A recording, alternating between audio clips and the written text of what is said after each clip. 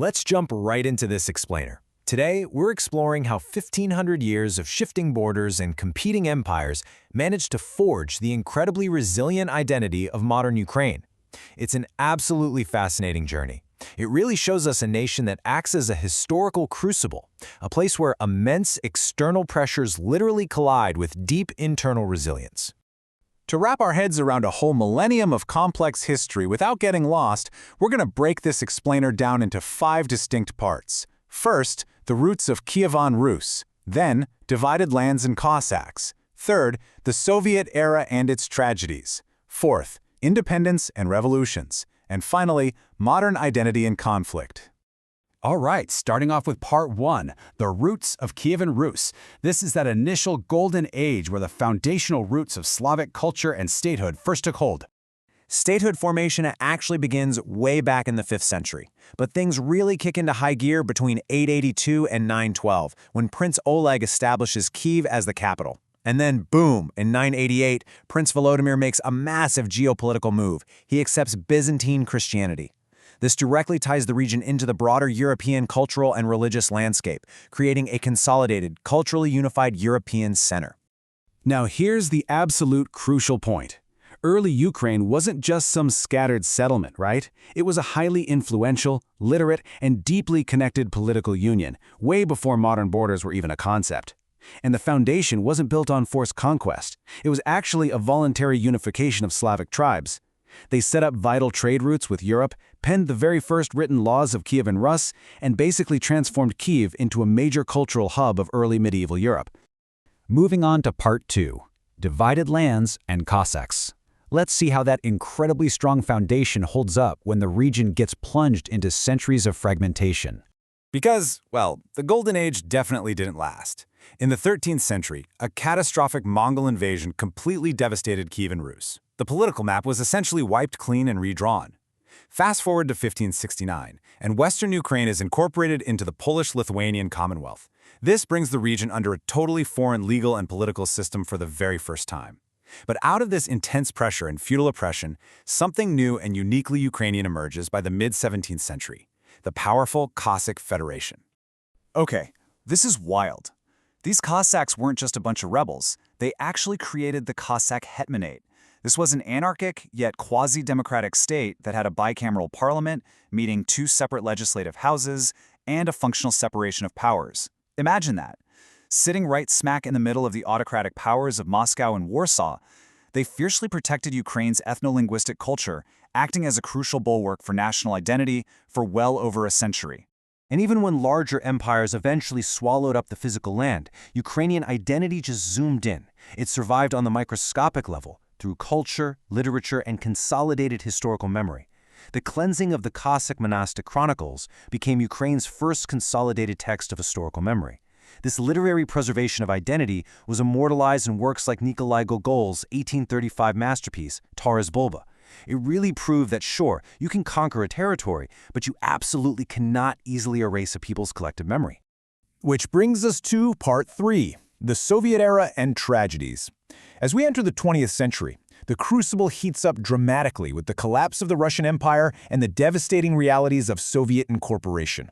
Following World War I, the land was fractured physically and ideologically. East Ukraine was incorporated as Soviet Ukraine, where it would soon face unimaginable famine and intense economic stagnation. Meanwhile, West Ukraine was incorporated into Poland, which sparked really strong anti-Polish nationalist sentiments. This split was skillfully used by outside aggressors to exploit border and language tensions, essentially pitting completely different developmental paths against each other. To understand modern Ukraine, you absolutely have to understand the profound, haunting impact of the Holodomor. Between 1932 and 1933, a devastating man-made famine swept through Soviet Ukraine. For decades, this massive trauma was heavily censored. It was completely hidden by Soviet authorities. Society couldn't even openly mourn or memorialize it until the 1990s. This shared trauma forged a deep-seated collective desire to protect Ukrainian identity from centralizing totalitarian regimes at all costs. As the Soviet era dragged on, vast economic inefficiencies became glaringly obvious. By the 1960s, the state tried to crush growing discontent with systemic repression of intellectuals and academics. But the Ukrainian spirit adapted once again. A clandestine, totally underground civil society emerged. Intellectuals and youth engaged in symbolic forms of protest. They smuggled illegal publications, like the famous Ukrainian Herald. They literally kept the dream of a reconstructed Ukrainian identity alive in the shadows. Part 4. Independence and Revolutions. That long-simmering desire for sovereignty finally reached a boiling point when the Soviet Union began to collapse. As the Soviet grip weakened, identity politics just surged to the forefront. The 1989 Law on Languages made Ukrainian the state language of the Ukrainian SSR, which revived centuries-old debates. The core question on everyone's mind was, who spoke what? And more importantly, as the Soviet Union crumbled, did the people of this incredibly diverse, historically divided land actually want independence? Well, on December 1st, 1991, 38 million Ukrainians were asked that exact monumental question. And the answer? A resounding yes. An astonishing 90.3% of voting citizens supported the act of declaration of independence of Ukraine. Ignoring the broader Union referendum entirely, the people delivered a staggering achievement. They stepped onto the world stage as a truly sovereign nation. But, independence isn't a magic wand. The newly independent state immediately had to navigate incredibly complex identity politics. They were constantly juggling bi-dialecticism, the daily use of two different languages. Historically, Soviet authorities had stereotyped the Ukrainian language as uneducated or something only kept alive in rural villages. On the flip side, Russian was enforced through Russification and associated with the educated urban elite. So Ukraine really had to actively unlearn centuries of linguistic suppression. This ongoing struggle for true democratic legitimacy sparked the Orange Revolution in 2004. When presidential elections were marred by widespread fraud to favor the government's candidate, Viktor Yanukovych, civil society wasn't just going to sit back and accept it. Mass citizen protests and general mobilization erupted. When officials tried to push a narrative that everything is fine, Ukrainian artists cleverly countered it with a revolutionary play called Fiesta. It was a brilliant, energetic demonstration of a resilient civil society demanding their absolute right to the truth. And that leads us into Part 5, Modern Identity and Conflict. Here we are in the modern era, where Ukraine's push toward European integration collides with intense geopolitical pushback. Almost exactly a decade after the Orange Revolution, history essentially repeated itself, but with way higher stakes.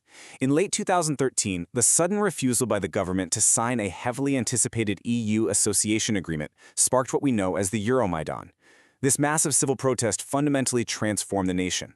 The people demanded participatory, inclusive governance and firmly rejected any return to authoritarianism, which ultimately resulted in the total overthrow of the Yanukovych regime. The climax of what became known as the Revolution of Dignity in February 2014 left behind a massive political vacuum. While civil society was desperately trying to figure out how to rebuild, the immediate aftermath triggered rapid, highly contested geopolitical shifts right on Ukraine's borders. Before the brand-new government could even stabilize, unprecedented external military operations began in the Crimean Peninsula. Now, the source material outlines deeply conflicting narratives surrounding these exact events. On one side, Ukraine accuses the Russian government of violating its sovereignty, intervening in eastern provinces, and illegally annexing Crimea. On the other side, Russia claims its military operations were protective measures to defend its people from extremists, and they accuse the West of orchestrating the Maidan movement to threaten Russian security interests. So we're looking at a profound, highly complex geopolitical standoff that is deeply rooted in totally opposing views of history and sovereignty. I want to leave you with this final thought, and it's a profound one. How does a state forge a unified future when its history is so deeply defined by the shadows of competing empires? Understanding Ukraine isn't just about memorizing dates on a map. It really means understanding a highly resilient identity that is constantly negotiating its survival, its language, and its democracy within a very complex post-colonial reality. Thanks for diving into this explainer with me.